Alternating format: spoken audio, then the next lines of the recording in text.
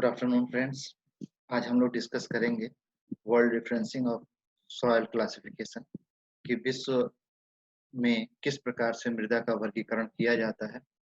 इसको लेकर के कौन कौन से विद्वानों ने काम किया है और किन संस्थाओं के वर्गीकरण को आज हम लोग मान्यता दे रहे हैं। तो इसे हम सीखेंगे और जानेंगे कि मृदा का निर्माण कैसे होता है, मृदा के निर्माण में कौन कौन से महत्वपूर्ण कारक हैं और किस प्रकार से के मृदा के निर्माण के द्वारा हम अ, उसका वर्गीकरण करते हैं और उसकी परिच्छेदिकाओं को समझ पाते हैं। तो सबसे पहले तो हम ये समझें कि मृदा है क्या, सॉइल है क्या। तो सैलों तथा वनस्पतियों का जो अपक्षय होता है उनमें टूट-फूट होती है और जब वो धरातल पर कहीं एकत्रित हो जाते हैं, तो उसकी सबसे ऊपरी परत को, धरातल की सबसे ऊपरी परत को हम मृदा कहते हैं। और इसमें ह्यूमस होता है, इसमें जैविक और अजैविक सभी तरह के पदार्थ होते हैं। अब ये जो हमारी मृदा है, मृदा एक एक ही लेयर में नहीं होती है, इसकी अलग-अलग परतें पाई जाती हैं। जैसा कि आप इस फिगर में देख पा रहे हैं कि इसके जो सबसे ऊपरी परत होती है उसको ओ होरिज़ोन या ओ संस्तर के नाम से जाना जाता है। उसकी निचली परत को ए संस्तर के नाम से, उसके भी नीचे बी संस्तर के नाम से और उसके भी नीचे सी संस्तर के नाम से जाना जाता है। ये जो आप इसके 0 टू 10 30 और 48 लिखा हुआ देख रहे हैं, ये इसकी गहराई है इंच में कि इस तरह से अ, ऊपर की सबसे जो ऊपरी परत होती है वो 2 इंच के लगभग मोटी होती है। यही सबसे फर्टाइल परत भी होती है, सबसे उपयोगी और उपजाऊ परत इसी में होती है। यहीं पे हमारे वनस्पतियों को मिल पाता है सभी तरह का पोषण। और जो मिट्टी का निर्माण होता है, तो मिट्टी के निर्माण के लिए मुख्य रूप से अ, मौलिक चट्टानें जिसको हम पेरेंट्स रॉक कहते हैं, धरातल की संरचना, जलवायु, जैविक प्रक्रम और समय, ये महत्वपूर्ण कारक हैं। इन पाँचों कारकों को मिला कर के ही कहीं पे भी मिट्टी का निर्माण होता है। मिट्टी में अधिक मात्रा में पाए जाने वाले जो तत्व हैं, उनमें nitrogen, potassium, phosphorus, calcium, magnesium, sodium, carbon, oxygen और हाइड्रोजन जैसे तत्व हैं।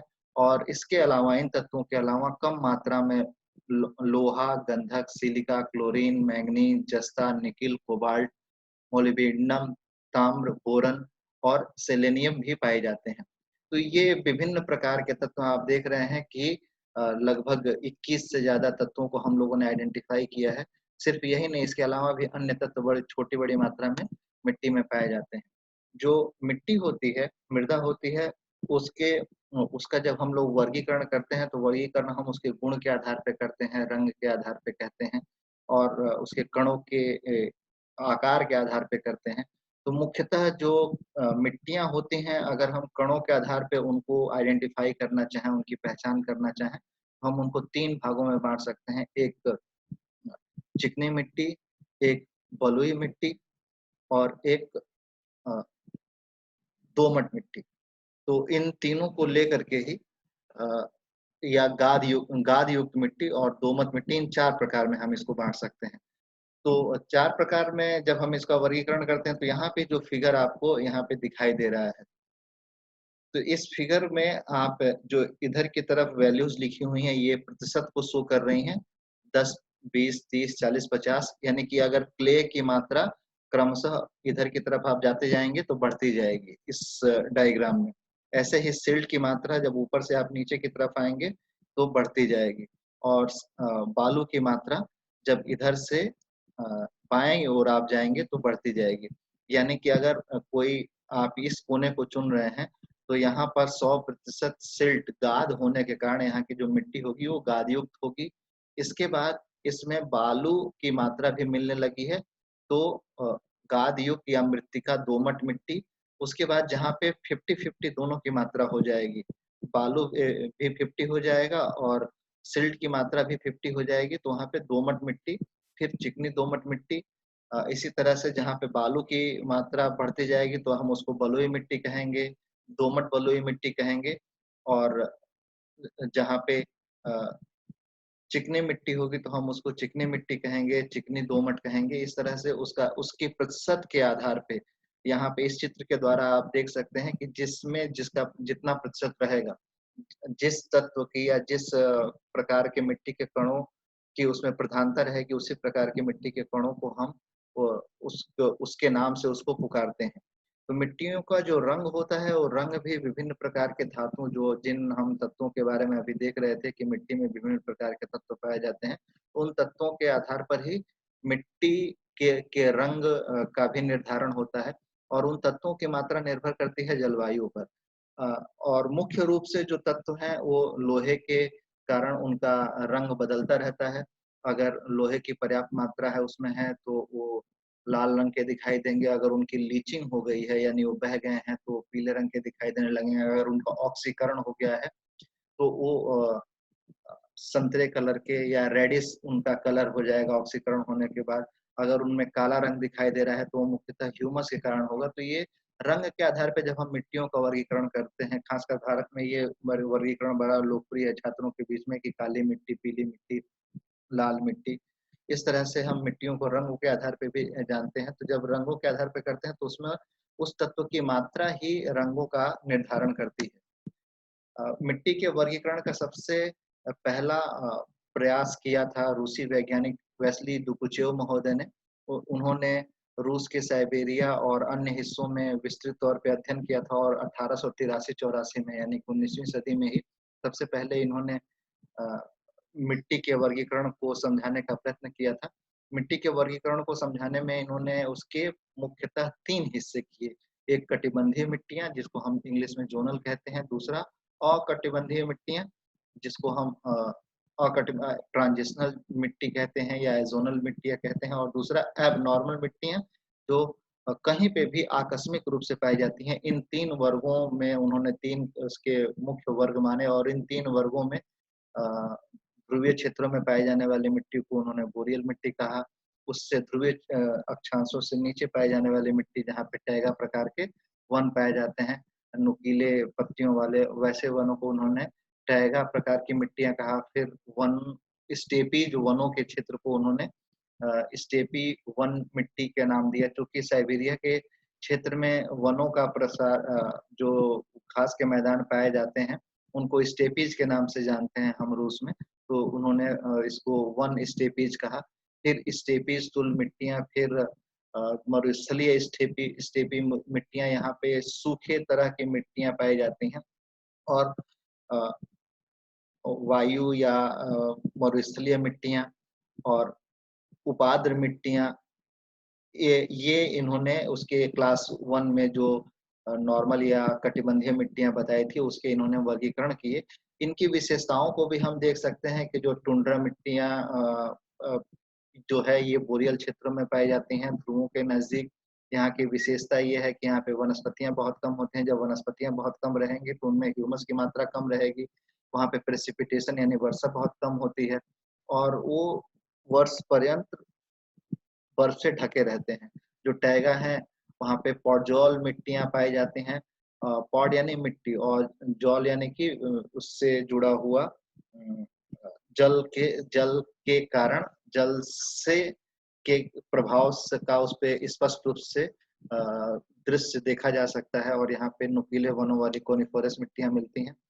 और फिर जो स्टेपीज़ मिट्टी है वहाँ पे पाई जाने वाली चरनोज़म मिट्टी कहलाती है। ये परीक्षाओं में पूछा जाने वाला बड़ा लोकप्रिय प्रश्न है कि चरनोज़म मिट्टियाँ कहाँ पाई जाती हैं। फिर जो शुष्क क्षेत्र है वहाँ पे चेस्टनट मिट्टियाँ पाई जाती हैं, भूरे कत्थई रंग की होती हैं। तो चरनोज़म और चेस्टनट अक्सर पूछे जाते हैं, तो चरनोज़म आपको याद रखना है कि ये स्टेपीज़ के मैदानों में पाई जाती हैं और चेस्टनट जो हैं वो मरुस्थलीय स्टेपीज़ या अर्ध शुष्क स्टेपीज़ के क्षेत्रों में पाई जाती हैं। फिर पीली मिट्टियाँ, सफ़ेद मिट्टियाँ और हवा के द्वारा उड़ाई गई या वायुड़ मिट्टियाँ अ, म मरुस्थलीय क्षेत्रों में पाई की जाती हैं। लेटराइट या लाल मिट्टियाँ कहाँ पाई जाएँगी? तो स्वाभाविक रूप से जहाँ पे वर्षा होगी, वर्षा के द्वारा लीचिंग ज़्यादा होगी, वहाँ पे लेटराइट प्रकार की मिट्टी पाई जाएगी। जो ट्रांजिशनल सॉइल है, ट्रांजिशन का अर्थ हुआ कि उनका कटिबंध निर्धारित नहीं है, वो फैली हुई हैं, एक या एक से अधिक कटिबंधों में। तो उनमें से ड्राईलैंड मूर मिट्टी या जिसको हम मूर मिट्टी के नाम से जानते हैं, वो एक प्रकार की मिट्टी है। फिर दूसरा ऐसी मिट्टी जिसमें कार्बन की मात्रा पर्याप्त होती है, इसको रेंजीना मिट्टी भी कहते हैं। और तीसरा जो इसका उप प्रकार है वो अल्कलाइन मिट्टियां हैं। जो जो तीसरा वर्ग है क्लास सी, जिसको एबनॉर्मल या अ, अकटिबंधीय मिट्टियों के रूप में हम जानते हैं, उनमें मूर, वायुड़, हिमोड़, जलोढ़, ये सारी मिट्टियां सम्मिलित की जाती हैं। इन्हीं के वर्गीकरण को थोड़ा और सुधारते हुए 1938 में संयुक्त राज्य अमेरिका के कृषि विभाग ने मिट्टियों के 3 वर्गीकरण किए, जैसा उन्होंने किया था। उसको कटिबंधीय मिट्टियां, अंतराकटिबंधीय मिट्टियां और अकटिबंधीय मिट्टियों के रूप में उन्होंने आइडेंटिफाई किया। कटिबंधीय मिट्टियों में जो अ, मिट्टियां पाई जाती हैं, उनकी मिट्टियों में पाए जाने वाले तत्वों के आधार पे उसको प्रमुखतः 2 भागों में बांटा। एक पेडाल्फर मिट्टियां और दूसरा पेडोकॉल्स मिट्टियां। तो जो शब्द पेडाल्फर है, PEDALFOR, पेडाल्फर को PED से पेड यानी मिट्टी, चट्टान, और AL एल्युमिनियम को बताता है, और FER फेरस यानी लोहे को बताता है। तो ऐसी मिट्टियां जिनमें एल्युमिनियम और फेरस की मात्रा पाई जाती है, उनको हम पेडाल्फर मिट्टियां कहते हैं। और ये टुंड्रा, फिर पॉडजॉल, भूरी कत्थई, पॉडजॉल, प्रेयरीज, और इसी को डुकोचोय महोदय स्टेपीज कह रहे थे, पीली और लाल मिट्टियां और लेटराइट मिट्टियां इसके अंतर्गत पाई जाती हैं। इनकी क्या विशेषता है कि इन सब में आयरन और एल्युमिनियम की पर्याप्त मात्रा पाई जाती है। जो कटिबंधीय मिट्टियां हैं, उसी का जो दूसरा उपभाग है, उसको हम पेडोकॉल्स कहते हैं। पेडोकॉल जैसा कि नाम से स्पष्ट है, पेड यानी चट्टान और कॉल यानी कैल्शियम। तो ऐसी मिट्टी जिसमें कैल्शियम पाया जाएगा। अब यहाँ पे ध्यान देने वाली बात यह है कि कैल्शियम कौन सी मिट्टियों में पाया जाएगा। तो कैल्शियम उन्हीं मिट्टियों में पाया जाएगा जहाँ पे वर्षा कम होती हो, क्योंकि कैल्शियम तो चूना है, और जब वर्षा होगी यानी पानी के साथ वो संपर्क करेगा तो रासायनिक क्रिया के द्वारा वो घुल जाएगा।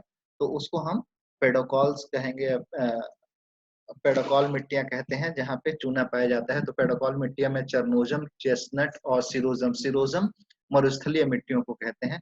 चेस्टनट अर्ध शुष्क क्षेत्रों में पाई जाने वाली मिट्टियां हैं। फिर जो मिट्टियों का जो दूसरा प्रकार है, उसको हम अंतराकटिबंधीय मिट्टियां कहते हैं। अंतराकटिबंधीय मिट्टियों में आर्द्र मिट्टियां या कार्बोनेट जाए, जिसको रेंजीना मिट्टी कहते हैं, पीली, लाल, भूरी, कत्थई और गौड़ क्षारीय या मूर मिट्टियां इसके अंतर्गत सम्मिलित की जाती हैं, जैसा कि हम डुकचियो महोदय के वर्गीकरण में भी देख रहे थे। और इसी वर्गीकरण को आगे बढ़ाते हुए हम देखते हैं कि अकटिबंधीय मिट्टियां भी हैं। अकटिबंधीय मिट्टियां जो किसी कटिबंध पर निर्भर नहीं करती हैं, उनको हम लिथोसोल, रिगोसोल और अ, जलोढ़, वायुड़ और हिमोड़ के नाम से जानते हैं। लिथोसोल अर्थात जो ऐसे क्षेत्रों में जो दलदली होते हैं, और रिगोसोल जहाँ पे पानी बड़ी मात्रा में पाया जाता है, आर्द्र और उपाद्र क्षेत्रों में पाई जाने वाली ये मिट्टियां हैं। ये यूएस ने इस क्लासिफिकेशन को किया था। लेकिन अब इस क्लासिफिकेशन के साथ समस्या थी कि हमारी पृथ्वी बहुत बड़ी है और मिट्टियों का प्रकार बहुत ज्यादा है, तो सभी प्रकार की मिट्टियां इसमें कवर नहीं हो रही थी, और लोगों का, वैज्ञानिकों का ये मत था कि ये अपर्याप्त है। तो फिर इसमें सुधार करने की कोशिश की गई, और सुधार करके मिट्टियों का जो इस समय 2018 के वर्गीकरण के अनुसार फूड एंड एग्रीकल्चर ऑर्गेनाइजेशन, जिसका मुख्यालय रोम में है, उसने मिट्टियों को उनके ऑर्गेनिक लेयर्स के हिसाब से, उनके मिनरल कंटेंट के हिसाब से 32 भागों में बांटा है। जिसको हिस्टोसोल मिट्टियां, जिनमें बड़ी मात्रा में ऑर्गेनिक यानी जैविक तत्व होते हैं। एंथ्रोसोल मिट्टियां जिसमें कृषि इत्यादि कार्य लंबे समय से किया जा रहा है। टेक्नोसोल मिट्टियां जिसमें सिग्निफिकेंट अमाउंट ऑफ आर्टिफैक्ट्स पाए जाते हैं, यानी कि उसमें कंटेंट हमने पर्याप्त मात्रा में डाले हुए हैं, आर्टिफिशियल कंटेंट जिसको हम उर्वरक इत्यादि कह सकते हैं। क्रायोसोल मिट्टियां जो परमानेंट बर्फ के नीचे ढकी रहती हैं। लेप्टोसोल मिट्टियां जो जो पतले से जिन पे परत होती है और वो भी उबड़ खाबड़ होती हैं। और सोलोनेज मिट्टियां जिसमें चिकनी मिट्टी पाई जाती है। वर्टिसोल जिनमें चिकनी मिट्टियों का प्रभाव ज्यादा होता है, और शुष्क आर्द्र की प्रक्रिया उनमें लगातार चलती रहती है, यानी कभी वो सूख जाते हैं, कभी गीले हो जाते हैं, उनमें दरारें पड़ती रहती हैं, मिट्टी बहुत टूटती रहती है, जिसके कारण उनके कण बहुत छोटे-छोटे हो जाते हैं और इस तरह से इन्होंने 32 वर्गीकरण किए हैं और अगर आपकी इच्छा हो या आपकी आवश्यकता हो तो आप इन वर्गीकरण को देख सकते हैं और इसके द्वारा उन क्षेत्रों में पाए जाने और मिट्टी का नाम क्यों पड़ा है उसका भी ये स्पष्ट रूप से बता रहा है। जैसे जिप्सी सोल लें तो जिप्सी सोल क्यों कहते हैं? एक्युमुलेशन ऑफ सेकेंडरी जिप्सम, यहाँ पे जिप्सम की मात्रा अ, पर्याप्त होती है, इसलिए उसको जिप्सी सोल कहते हैं। ऐसे ही कैल्सीसोल जहाँ पे कार्बोनेट की मात्रा पर्याप्त होती है और फ्लूविसोल जो समुद्र तटीय या झील इत्यादि के क्षेत्रों में पाई जाती है। रेगोसोल जहाँ पे पर्याप्त रूप से प्रोफाइल का डेवलपमेंट नहीं हुआ रहता है, तो उसको हम इसके अंतर्गत रखते हैं। अ, अब ये जो वर्गीकरण किया गया है, तो अब ये 32 का वर्गीकरण तो याद रखना बड़ा कठिन है, तो उस 32 को फिर 10 उपभागों में बाँट दिया गया, 10 सेट्स में बाँट दिया गया और 10 सेट्स में बाँट करके उसको हिस्टोसोल, एंथ्रोसोल, अरिनोसोल, वर्टिसोल, फ्लूविसोल, ग्रेयोसोल इनको 10 इन सब के ग्रुप बना करके उनकी विशेषताओं के आधार पे ग्रुप बना करके 10 भागों में बाँटा गया है और ये टेबल उसको एक्सप्लेन करता है कि उनकी क्या-क्या विशेषताएँ हैं। तो आप अपनी ज़रूरत के हिसाब से इस टेबल की सहायता से अ, अप अपने क्षेत्र में पाए जाने वाली मिट्टियाँ या जिस मिट्टी के बारे में आप बेहतर तरीके से गंभीरता से समझना चाहते हैं, उसके बारे में अध्ययन कर सकते हैं। जो लोकप्रिय रूप से स्नातक स्तर के विद्यार्थियों में जिस मिट्टी के वर्गीकरण का उपयोग उन्हें परीक्षा के दौरान करना होता है, वो है 68 का यूएस क्लासिफिकेशन, जिसको 10 भागों में बाँटा गया था और फिर बाद में 70-72 के लगभग एंडोसोल नाम की और उसमें एक वर्गीकरण बढ़ा दिया गया।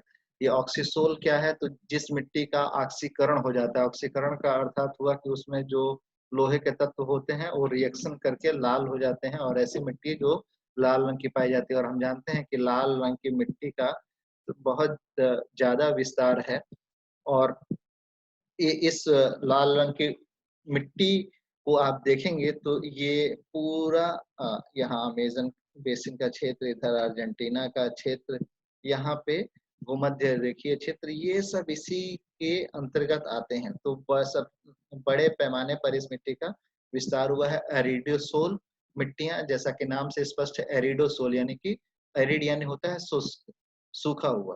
तो ऐसी मिट्टियाँ जो सूखे क्षेत्रों में विस्तृत हैं, उनको हम एरिडोसोल कहते हैं और ये एरिडोसोल मिट्टियों का वर्गीकरण है कि जहाँ पे एरिड यानी कि सूखे प्रकार की मिट्टियाँ पाई जाती हैं। फिर मॉलिसोल ऐसी मिट्टियाँ जो काफ़ी मुलायम प्रकार का अर्थ हुआ कि उनके कणों की मात्रा बड़ी छोटी-छोटी होती है, तो उनको हम मॉलिसोल या मुलायम मिट्टियाँ कहते हैं।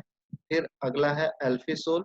एल्फिसोल अ, एल्युमीनियम और फेरस से मिलकर के बना है। ऐसी मिट्टियाँ जिनमें एल्युमीनियम और फेरस की मात्रा पाई जाती है, उनको हम अल्फिसोल कहते हैं।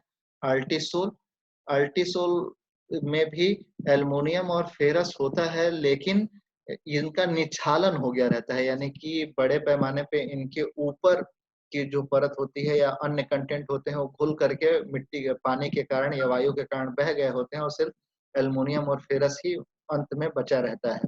तो ऐसी मिट्टियों को हम अल्टीसोल मिट्टी कहते हैं। फिर स्पोडोसोल जो मिट्टियाँ लकड़ी के राख की तरह अ, धूसर दिखाई देती हैं, उनको हम स्पोडोसोल कहते हैं। एंटीसोल अ, जो नई प्रकार की मिट्टियाँ होती हैं, जो रिसेंट मिट्टियाँ हैं, उनको हम एंटीसोल कहते हैं। इंसेप्टिसोल जो युवा मिट्टियाँ हैं, जो पूर्णतः विकसित हो गई हैं, उनको हम इंसेप्टिसोल कहते हैं। वर्टिसोल जिसका लगातार परिवर्तन हो रहा है। परिवर्तन क्यों हो रहा है? तो सूखने के कारण मिट्टी पानी मिलने के कारण लगातार उसमें कुछ न कुछ परिवर्तन हो रहा है, तो उसको हम कहते हैं वर्टिसोल मिट्टियाँ। फिर हिस्टोसोल जो जिनमें प्लांट्स इत्यादि के सेल या टिश्यूज़ बड़ी मात्रा में होते हैं, तो उनको हम हिस्टोसोल मिट्टियाँ कहते हैं और एंडोसोल जो ज्वालामुखी इत्यादि के लावा से जो जिन मिट्टियों का निर्माण होता है, उनको हम एंडोसोल मिट्टियाँ कहते हैं। तो अगर आपसे ये प्रश्न पूछा जाए कि किस प्रकार की मिट्टी का सर्वाधिक क्षेत्रों में विस्तार है, तो आपको अ, बताना होगा कि मैप के अकॉर्डिंग आप ये देख करके आइडेंटिफ़ाई कर सकते हैं कि सबसे ज़्यादा जो विस्तार है, वो शुष्क प्रकार की मिट्टियों का है। शुष्क यानी कि एरिडोसोल्ट प्रकार की जो मिट्टियाँ हैं, उनका सबसे बड़े क्षेत्रों में विस्तार है। यहाँ पे देखिए अफ्रीका का पूरा उत्तरी भाग, ये अरब का मरुस्थल, ये मध्य एशिया का पूरा हिस्सा, ये अ, चीन का एक बड़ा हिस्सा इसके अंतर्गत है और फिर ये ऑस्ट्रेलिया का एक बड़ा हिस्सा इसके अंतर्गत है। तो ये प्रश्न कभी-कभी आपसे पूछे पूछे जा सकते हैं। तो ये हुआ हमारे मृदा का वर्गीकरण और आई होप कि आपको ये लेक्चर समझ में आएगा और अगर किसी प्रकार की कठिनाई हो तो आप इसके संबंध में और जानकारी के लिए कमेंट बॉक्स में लिख सकते हैं। Thank you.